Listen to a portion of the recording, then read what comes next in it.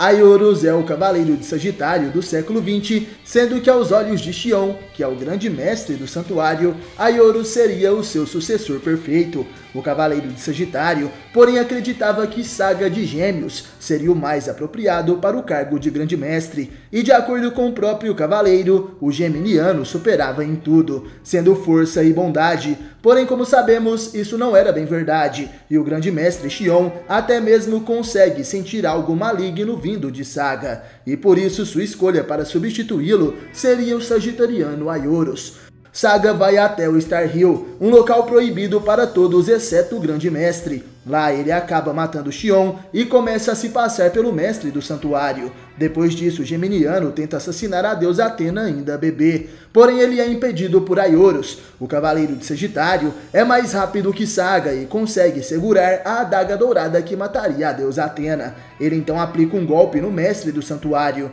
e ao cair seu elmo, Aiorus descobre que na verdade aquele era Saga de Gêmeos, se passando por Xion. Saga então acusa Aiorus de traidor e o cavaleiro de Sagitário foge com a bebê Atena em seus braços, iniciando assim a descida das 12 casas zodiacais.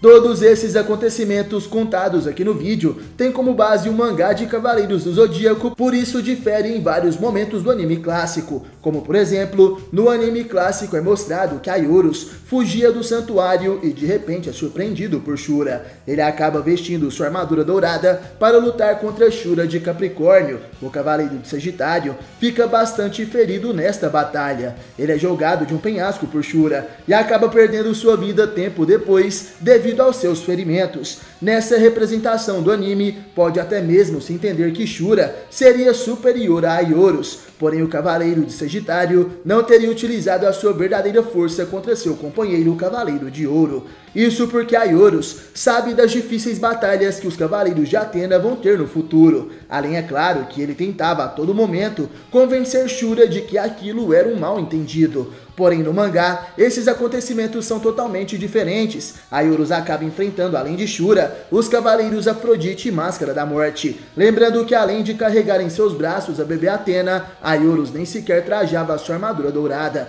mostrando assim a sua superioridade ao enfrentar praticamente 4 cavaleiros de ouro, contando, é claro, seu confronto com Saga vestido de grande mestre. E nessa versão, ele acaba caindo do penhasco, após o cavaleiro de ouro Shura cortar uma ponte de cordas que Aiorus atravessava. Na história do mangá, após Aiorus impedir que o grande mestre mate Atena, ele acaba chegando ao Templo de Peixes, sendo surpreendido por 3 rosas vermelhas atiradas no chão. É então que Afrodite, o cavaleiro de Peixes, se revela, exigindo que Aiorus entregasse Atena. O cavaleiro de Sagitário explica que está protegendo a deusa e que o grande mestre tentou matá-la. Porém, Afrodite é cético e ataca repentinamente com suas rosas adagas, ferindo Aiorus gravemente, já que o sagitariano estava sem a sua armadura. Afrodite então prepara outro golpe, porém percebe que está preso graças à flecha das sombras, uma técnica secreta de Aiorus. O cavaleiro de Peixes então pergunta por que Aiorus não o mata e o Sagitário vai embora dali, dizendo que a morte de Afrodite seria uma grande perda para o exército de Atena na Guerra Santa contra Hades, que se aproximava. Meus amigos, essa é uma habilidade de Aiorus que ele pode utilizar sem a sua armadura. Como sabemos, a flecha dourada é disparada pelo arco de Sagitário, porém quando o cavaleiro se encontra sem seu arco, Aiorus lança com a mão uma flecha de ouro invisível na sombra de seu inimigo, conseguindo assim imobilizar o adversário temporariamente. E também é dito por Aiorus que a flecha das sombras encontra a sombra de seu adversário de qualquer maneira, mesmo a sombra não estando visível. No mangá, os Cavaleiros de Ouro nessa época ainda eram muito jovens, por isso vários deles estavam em treinamento em algum lugar do mundo. E no santuário, mais precisamente nas 12 casas, estavam apenas Afrodite, Shura, Aiorus e Máscara da Morte. Além de Saga, é claro, que tomou o lugar do mestre. E descendo as 12 casas após confrontar Afrodite, Aiorus acaba adentrando as dependências próximas ao Templo de Capricórnio. Shura recepciona nervoso, com muitos questionamentos, mas sem dar uma chance real de Aiorus se explicar. Com isso, ele utiliza Excalibur, ferindo o homem que ele diz considerar um irmão.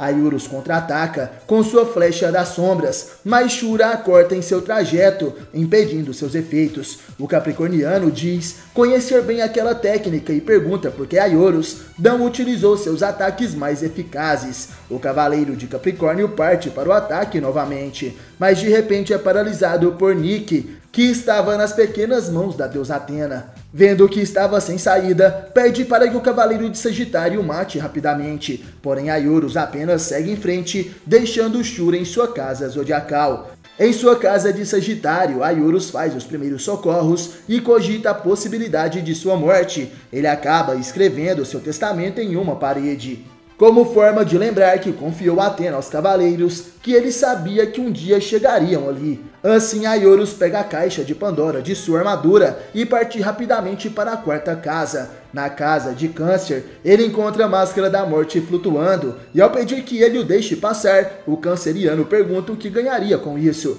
Assim, Máscara da Morte lança suas ondas do inferno, que acabam por ser repelidas para ele mesmo no momento em que a bebê Atena sorri, enviando Máscara da Morte para a colina Yomotsu e deixando sua casa desprotegida. Após isso, acaba acontecendo a queda de Aiurus da ponte de cordas, onde Máscara da Morte, Afrodite e Shura o atacaram pelas costas.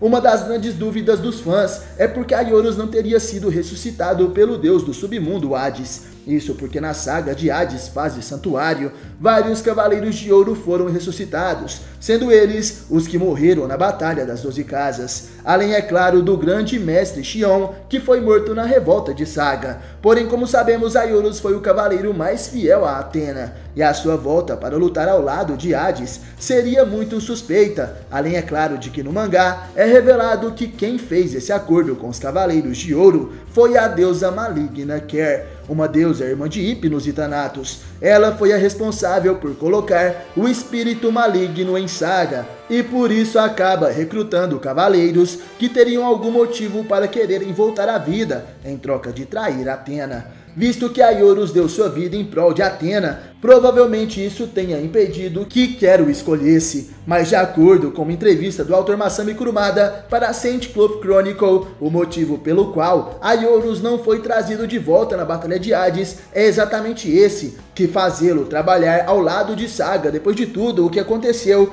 entregaria desde o princípio que a missão tinha na realidade uma boa causa. Do ponto de vista da história, é possível imaginar que Hades não se daria ao trabalho de estender a proposta a Aiurus, sabendo de sua lealdade por Atena e de tudo que ele fez para salvá-la, sacrificando de bom grado a sua própria vida. O nome de Aiurus vem do grego ágil, sendo referente também a Éolo, o deus dos ventos na Odisseia de Homero.